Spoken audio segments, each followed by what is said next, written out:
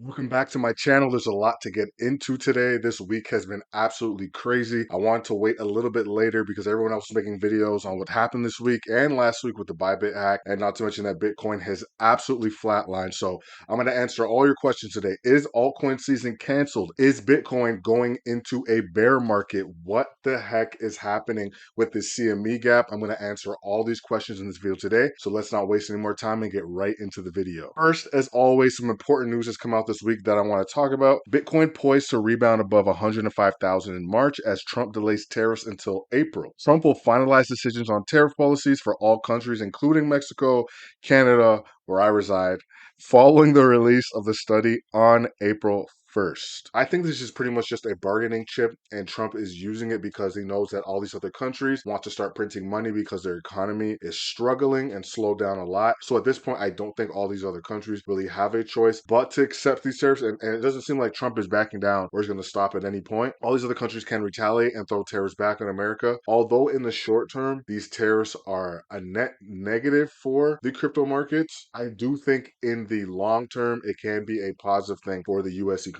Something else that may cause the Fed to have to lower interest rates sooner than they thought was the jobless claims. Jobless claims spike in worrisome sign for the US labor market. First-time applicants for unemployment benefits rose much more than expected last week. There were an estimated 242,000 jobless claims filed last week. That's an increase of 22,000 from the prior week, landing well above economists' expectations for the 220,000 in claims. A lot more people are filing for unemployment than was expected, and when you see the unemployment rate go up, it's terrible for the individuals themselves that have to go through the unemployment system to help pay bills and so on and so forth. To be honest, it's more so a positive thing for the market because that may mean that Jerome Powell decides to finally lower interest rates to help out what seems like a struggling economy. And when I'm talking about the gap this week, no, I'm not talking about the clothing store. I'm talking about this CME gap that everybody's talking about. So is Bitcoin price about to fill the 78K Bitcoin futures gap? Now, the futures gap is an interesting one for me because the futures gap is something that usually fills when we reach a bear market. So assuming that we don't fill it at the moment, we will end up filling it within the bear market, whether that's 2026 or 2027 at some point, because we actually do have another CME gap forming around $92,700 to around $94,000. And there's a few other things I want to show you as far as the Binance liquidation points. And also I want to take a look at the volume profile that we're looking at because there's a few spots of confluence that are starting to form. And this is going back to my original thesis, what I talked about in the last video, where there's a lot of price history built up in that that mid to low $70,000 range. And I'm going to show you on the chart in just a second. So before we get too deep into it, I do want to look at some of those other charts so we can see what's going on with Bitcoin and if we can possibly even have an altcoin season. So I talk about this in all my altcoin and Bitcoin update videos. This is the volume profile. And like I said before, we had a lot of volume built up around this 91,000 to 92,000 price level, and we ended up breaking right through that point. We also ended up drawing a trend line here, a rough trend line, but we also ended up breaking structure as well on our trend line. And as you can see on the right hand side here, we don't have a lot of previous price nodes and price volume built up around these levels, which is why we pretty much fell right down to the 81. We're actually trading at the $81,000 level right now. And I said we wouldn't probably see any relief into the lower $70,000 range. But considering that we have liquidation levels from Binance at 82,000, which I'm going to show you in a second, but not only we have the CME gap built up around the $78,000 level, it's possible that we trade within this range and some other factors cause us to push back upward. Now, if we were to get a move and a bounce off of that $80,000 range, which is like we're getting to pretty close, we're about to fill that gap, I think that we're going to still have a problem getting back above that $91,000 to $92,000 level, as there's a lot of previous price history built up around there. We definitely test that as resistance. As you can see, we've tapped this line of support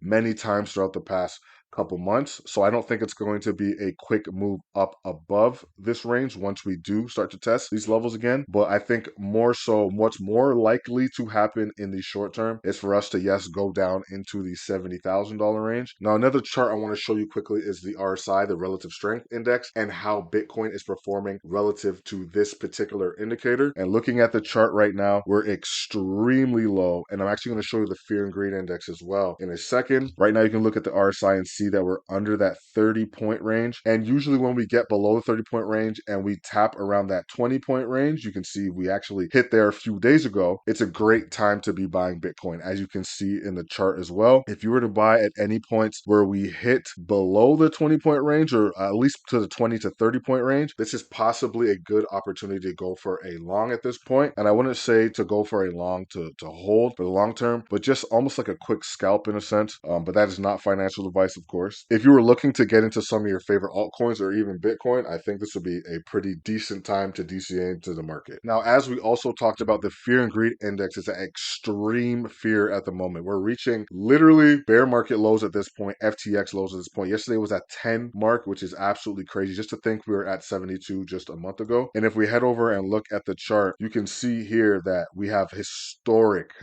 lows for the fear and greed index. Every time that we've chose to buy the extreme fear, it's usually been a good time to pick up Bitcoin or other altcoins. We all know what happened in March of 2020. Great time to buy. And you can look here on June 22nd. You can see that this is where Bitcoin almost hit its bottom. Obviously, later in the year, reaching its absolute bottom, but also another great time to buy. So we're reaching historic lows at this point. So I think it's a great time to also pick up Bitcoin based off of the fear and greed index chart and also the RSI. As we take a quick look at Bitcoin dominance has also spiked back up.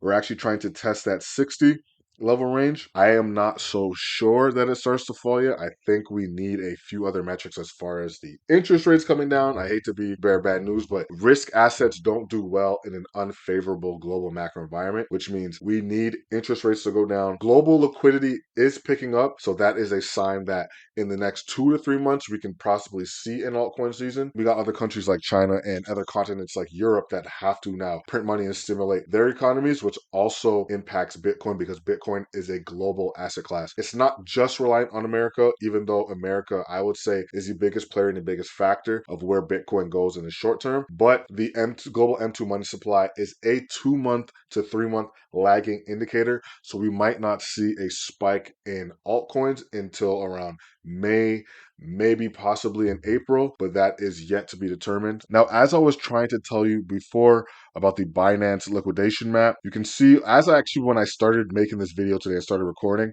the price of Bitcoin was at 84,000. So we just recently dropped down to 82,000, and it actually captured a lot of liquidity here at 82,000. Now, the question is again, are we going to drop down to the $81,000 level? We did reach there briefly, almost hitting these key liquidation points just moments ago as I'm recording this video. So we can see that there's a lot of leverage longs around at the $81,460 range. There's a lot of 100x leverage positions, and a lot of 50x leverage positions, not so much in any other range. So I think that we do tap this line if we haven't tapped it already. And we know that Binance likes to play in certain ranges and liquidate traders because they make money on all this stuff. When you get liquidated, they make money. The best case for an exchange like Binance is to play within this $88,000 to $81,000 range and liquidate all these leveraged longs and shorts going both ways. That's how centralized exchanges make a bulk of their money. It's not only on trading fees, but also all of these liquidations and people just getting priced out of the market. So if you didn't know, I make these type of videos whenever I see negativity or really positive news in the market, and I try to make these at least once a week, if not once every 2 weeks, to give you an update at where we are in the cycle. So subscribe to stay up to date on the market and leave a like on the video if you found any of the information valuable. I love making these videos for you guys, and I love the fact that you support the channel and watch the videos. And because the markets are so turbulent right now, I advise you watch one of these 2 videos. The only way to guarantee that you make millions with altcoins, and the only way to guarantee yourself that you make millions with meme coins, and how to protect yourself. Thank you for watching this video, and I'll see you in the next one.